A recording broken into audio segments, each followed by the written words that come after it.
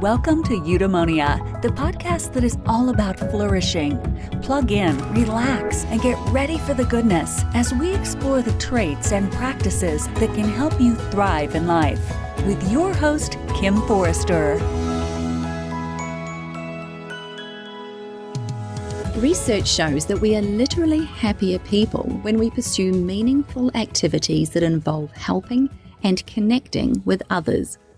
Her Excellency Jo Tyndall is the New Zealand High Commissioner to Singapore.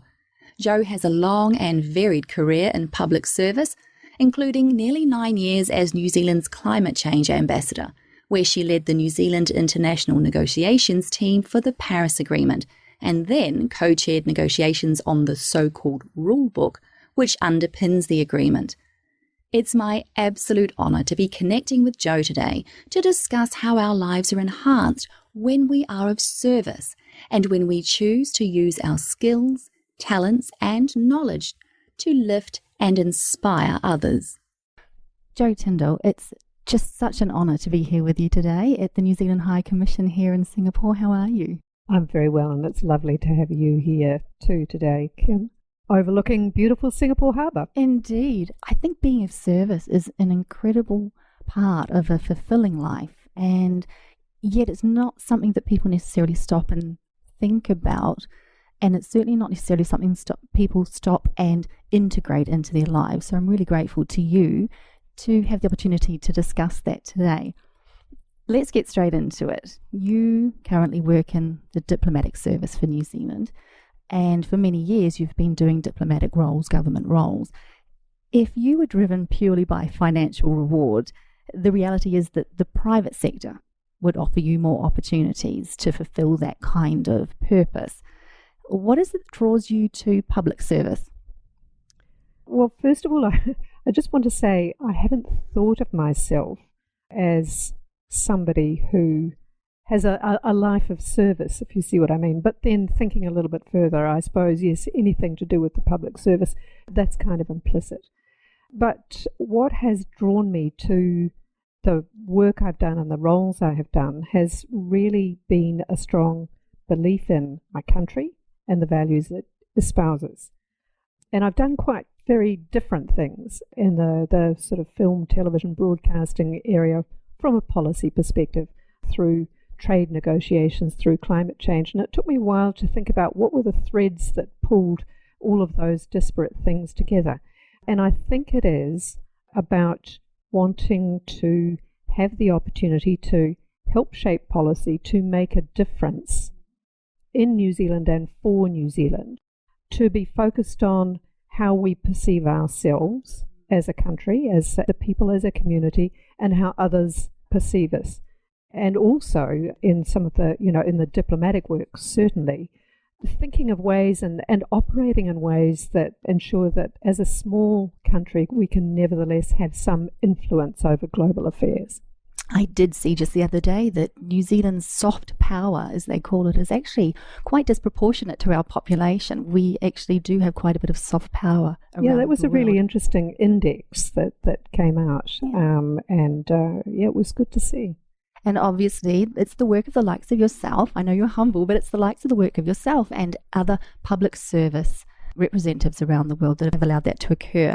Your career, Jo, has been very much about supporting and enhancing the lives of others, perhaps indirectly in many ways, but still supporting and enhancing the lives of others. That includes future generations, certainly with your work with the climate change. That's for sure. right. Do you find yourself being of service to others in your personal life as well, or is that when you take time to focus more on yourself? I have to say, certainly for the nearly 8.5 years, nearly 9 years I was working on climate change, my life was in a permanent state of jet lag, traveling around the world in different time zones, forever at meetings and so on. So for me, it was hugely important to spend time with family, with friends, and with my little dog, who I have to say, probably the affection wasn't as fully returned as I would have liked. He's not a super cuddly one, but very, very sweet. But spending that time, I think, was what I needed to really balance the enormous amount of time I was otherwise away from the country and away from that connection with family at home.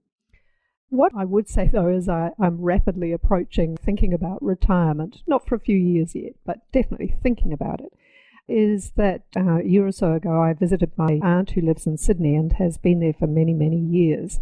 And she has spent her retirement doing an enormous amount of volunteer work in a variety of ways that kind of play to her interests and her abilities and so on, whether that's cooking or gardening or whatever. And I found that to be quite an inspirational thing. So it started me thinking about, well, what sort of thing might I do at that next phase of life when I do finally decide I should stop working for a salary. That raises two questions in my mind. Firstly, do you feel personally that it's important for us to prioritize ourselves when we're being of service to others? There are some people in this world who are constantly of service. They're constantly on the committees or, volunteering for certain activities to the point where they become burnt out. Do you feel that prioritizing self is important in this process as well? Yeah, I think it is. It is. So two things there. One, I've kind of flagellated myself, not forgiven myself for missing my son's 21st birthday because I was at a big 2-week-long meeting in Geneva, and I never felt I kind of compensated for that. But the other thing, just last night I was watching an episode of Queer Eye on Netflix, and it was one of those classic situations where a person, the subject for the episode, had given of herself so much to a point that she no longer cared about herself. She didn't even have a bed to sleep on because she'd sort of given up rooms in her house to others. But what that show sort of demonstrates is that it is really important to value yourself as a human being, to put time into yourself as, a person.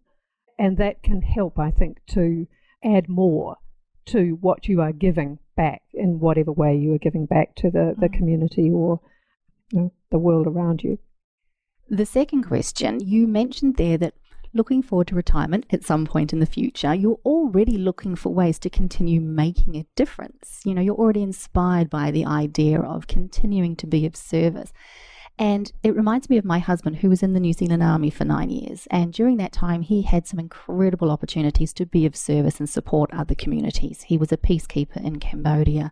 He went on vaccination trips to the Solomon Islands. He supported scientific research in Antarctica. And when he left the army, I know that he struggled to find that sense of meaning and purpose in his everyday corporate role. For you, in your experience, does it make a difference when in the act of being of service, you're actually pursuing something that is personally meaningful for you as well? Yes, I think it does. It absolutely does. I think it would be kind of very unrewarding and soul-destroying to be doing something that isn't meaningful for you. But at the same time, I think, certainly in my experience, that meaningfulness, if that's even a word, has grown out as I've been doing the job. So when I came to do the climate change role, it wasn't like I knew anything about climate change or had kind of been active in that area beforehand. I came in as, I guess, a seasoned negotiator. But it was as a consequence of taking that role that I really found an enormous amount of meaning in it. And in fact, of course, that meaningfulness has stayed even after I have finished doing the role. But it was the same when I was running New Zealand On Air, the public funding broadcasting agency. I built and grew a real passion for ensuring that New Zealand identity and culture was a strong presence and valued by New Zealand audiences, whether they were watching television or listening to radio or going to movies and theatres. Also valued, the work you did was of huge value to the performers in New Zealand as well, and those who are in the creative industries. I think that's really worth noting as a creative myself. Jo, I imagine you've had times in your career where you've faced enormous challenges and obstacles, and I mean enormous challenges and obstacles, certainly with the climate change negotiations. How cognizant are you on those really tough days that what you are doing matters to not just yourself, but to, in our case, millions of other people? Is it an inspiration for you, or is it a burden? That's a really interesting question. I think on the day, you can't be cognizant of that. I think it would be potentially really overwhelming. And it's also super important to remember that whoever you are or whatever you're doing in this realm, you're just a tiny, tiny cog in an enormous machine. You can have some small amount of influence, but there are so many other forces, so many other personalities, so many other, there's political leaders, there's everybody out there. So I think it would potentially be easy to be a little bit overwhelmed. I did have one evening, I was invited to a dinner that was work-related, and one of the guests at the dinner kind of said across the table to me that I personally was responsible for, the deaths or, poor situation of many thousands of people who were impacted by or being impacted by climate change. And that brought me up. It was a very confrontational discussion. Other people round the table came to my rescue and aid, but it was kind of a horrific thought to be thinking, well, do people really think that I have that much power over things? I could change them myself in a way that could stop these, awful things happening in people's lives. Really interesting insight there, because I think we should all stop and reflect on this. It's very easy to point the finger at someone else or to celebrate someone else for whatever happens in the world out there. That person made this wonderful thing happen, or this person is to blame for something else happening. And yet, I would say that every human on the planet has the same, most people in similar situations have the same amount of power for influence as others, correct? So someone sitting at a table saying, well, you are responsible for what's happening to the Pacific Islands, for instance. And I do wonder if they've stopped to reflect on what they're actually doing to be of service to halt the climate crisis, for instance. And something maybe we should all be aware of. Instead of just pointing the finger, go, well, how am I stepping up? Yeah, and this person was very active and passionate about the climate cause, and I fully understand that.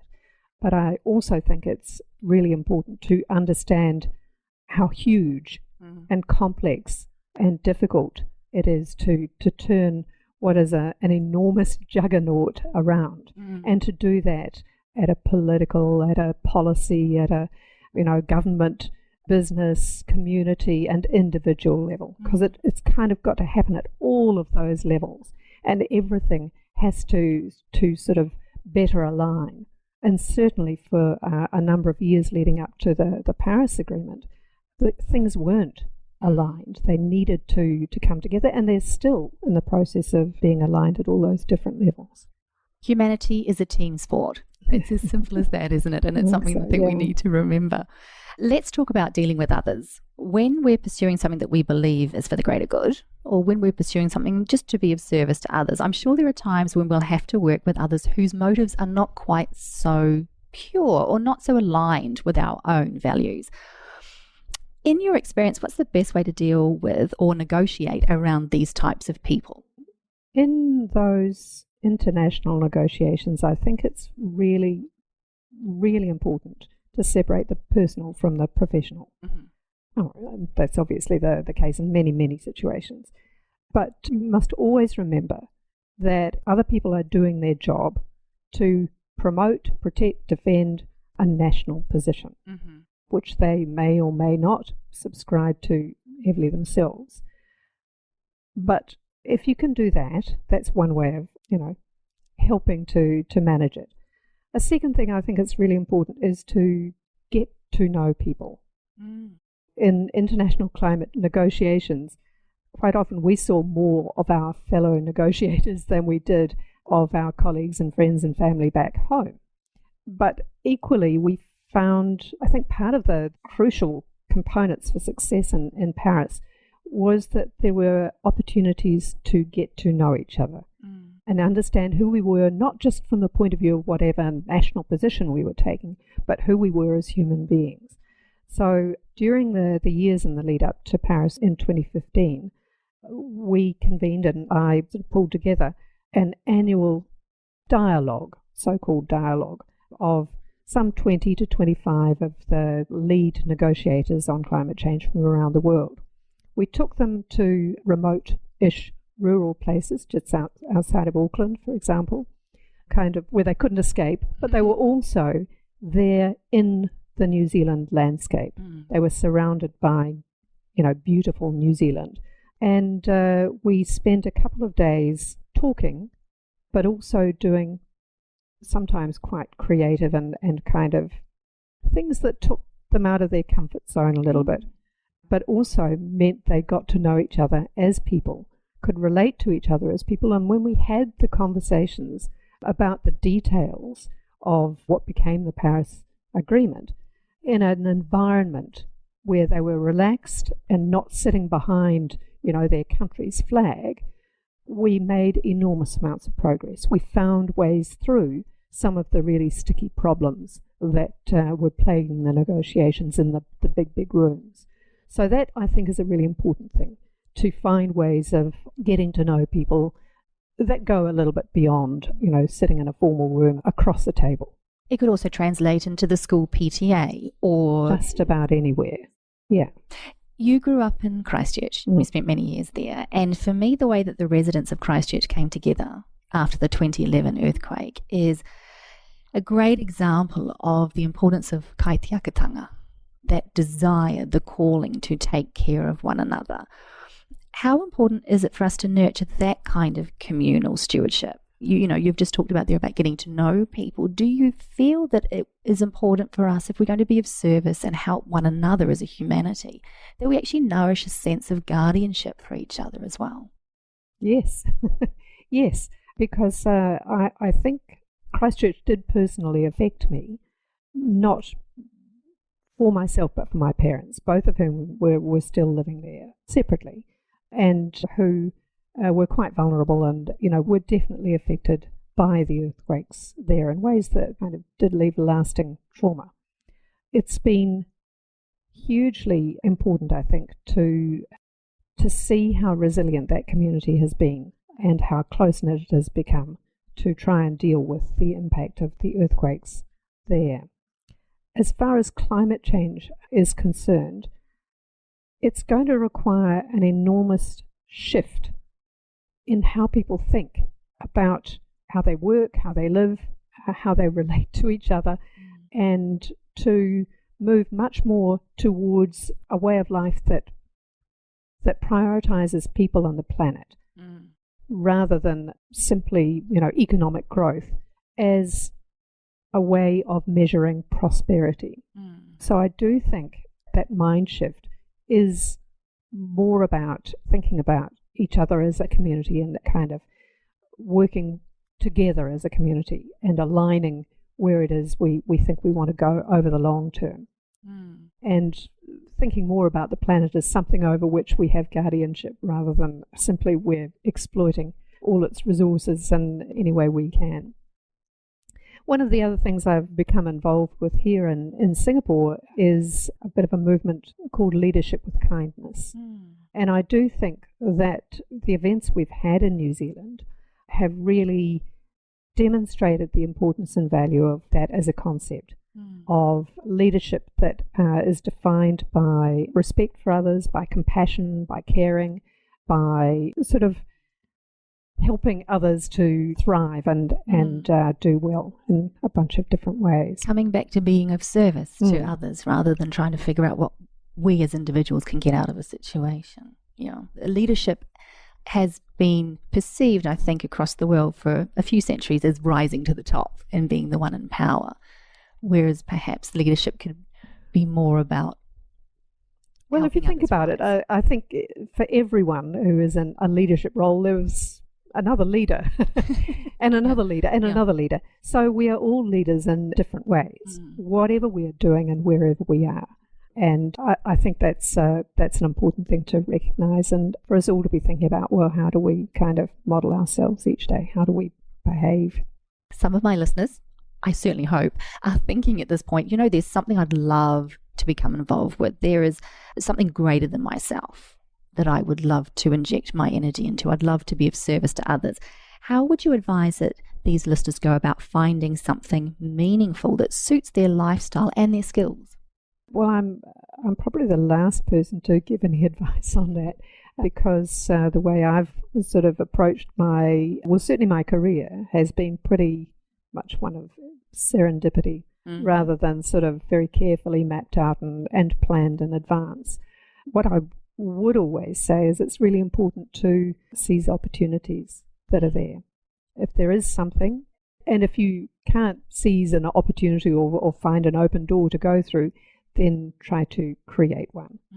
But it's also really important to understand what it is that you have. I guess what it is that presses your buttons or gets you excited or motivates you to get up and out.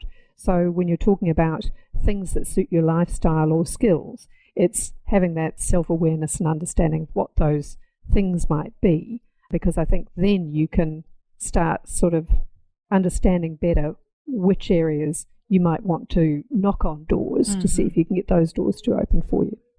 Jo, there are many people out there that are being service in incredibly visible ways, being of service to the community, to humanity as a whole.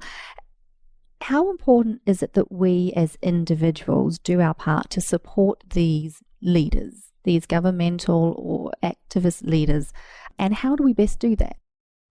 I talked a little earlier about the idea of alignment and how necessary it is in climate change.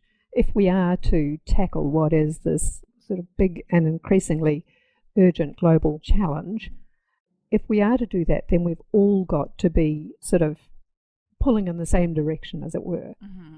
If we're in the same canoe together, the same waka together, we've got to be sort of pulling on the oars in the same direction. So there are things that, whatever you're doing in your personal life or in your professional life or in your leisure time, whatever, can sort of align with those long-term overall objectives. And they can be quite small when you're thinking about, as an individual, how you live your life. What's your consumption of plastics or that sort of thing? How do you transport yourself to work or anywhere else? Can you do things in slightly different ways? Which is not about going back to the dark ages and sort of making your own candles out of beeswax or whatever it might be. But it is thinking about how you as an individual might be able to contribute in some small way. Again, I don't make my own candles, and I haven't become a vegan, but I am mindful of how I'm getting about and what I'm doing, and sort of work in that way. I think as a public servant, there is another responsibility, and of course, as a public servant, it's my job to serve the government of the day. So that means I have to know and understand what the policy agenda, what the objectives of that government of the day might be. I have to be able to give free and frank advice to those I am accountable to, but also understand that I am not the decision maker, that ultimately it is for the government as a whole and or for the minister to make the policy decisions on the basis of the advice that he or she has received from a public servant. That truly is being of service when you look at it, because the government of, say, New Zealand works for the people of New Zealand. They have been duly elected into those positions, and so you are their representative over here in Singapore at the moment. And so when you go about your business, you're actually literally working for the people of New Zealand, if we draw it back there. Is that how you see it? Oh, yes, absolutely. Absolutely. As a diplomat, the job is to promote and look after, to protect New Zealand's national interests. Final question, Jo. It's one I ask every guest on the Eudaemonia podcast, can you recommend a morning reminder? This could be a simple daily ritual or a practice that perhaps you undertake that can help my listeners recognize the opportunities they have in their daily lives to be of service. Again, I don't know if I've got a ready answer for you, because I don't know if I've got a daily ritual, but I think a couple of things to think about might be, one thing I kind of live by, and I hope it's not too naive, is remembering that by and large, people around you are doing things with the best of intentions. So you may not agree with the position they've taken, but usually their intentions are good. So I think that's an important thing to remember.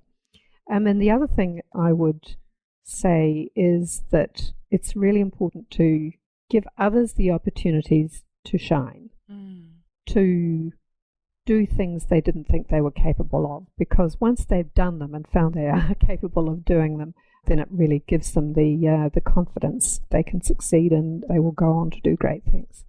Those are two wonderful ways that we can lift and enhance the lives of others and give them the confidence to perhaps step up and be of service to others themselves. Jo Tyndall, it's been such an honour to be with you on this lovely, bright Singapore afternoon. Thank you so much for being part of the Eudaemonia podcast. A pleasure. Thank you, Kim. According to Mahatma Gandhi, the best way to find yourself is to lose yourself in the service of others. You've been listening to the Eudaemonia podcast. If you'd like to learn more about how to live a truly flourishing life, please subscribe and check out eudaemoniapod.com for more inspiring episodes. I'm Kim Forrester. Until next time, be well, be kind to yourself, and enhance your happiness by being of service to others.